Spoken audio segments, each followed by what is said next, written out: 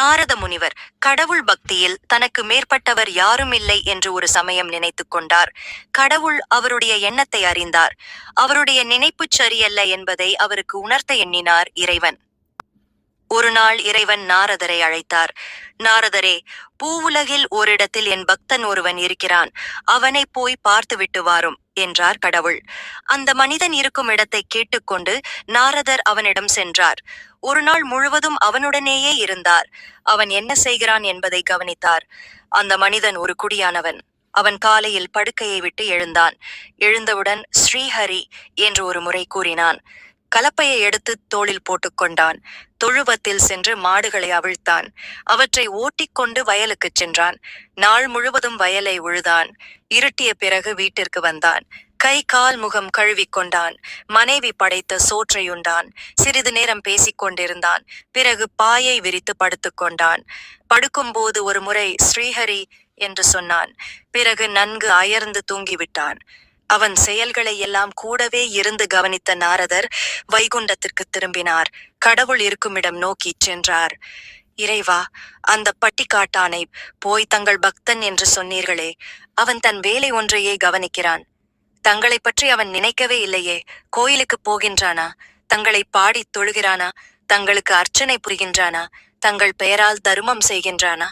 தங்கள் அடியார்களை போற்றுகின்றானா? அல்லும் பகலும் தங்கள் நினைவாகவே இருக்கின்றானா? ஒன்றுமில்லை.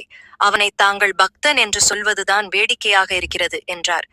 அதெல்லாம் இருக்கட்டும் நாரதரே, இப்பொழுது உமக்கு ஒரு வேலை தருகிறேன். அதை ஒழுங்காகச் செய்கிறீரா பார்க்கலாம் என்றார் இறைவன்.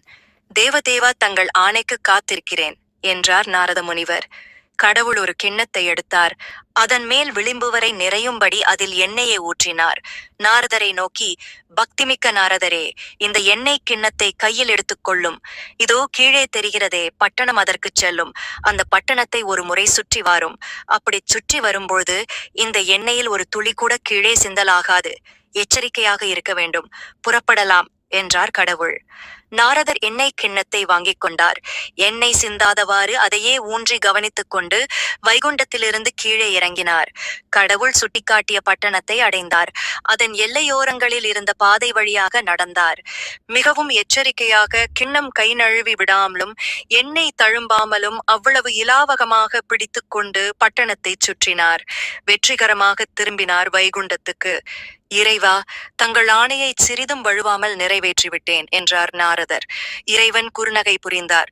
முனிவரே, இங்கிருந்து புறப்பட்டு பட்டணத்தை சுற்றிவிட்டு திரும்பி வரும் வரையில் என்னை எத்தனை முறை நினைத்துக் கொண்டீர் என்று கேட்டார் எல்லாம் வல்ல பெருமான். கடவுளே, ஒரு தடவை கூட நான் தங்களை நினைக்கவில்லை என்றார் நாரதர். ஏன் என கடவுள் கேட்டார்.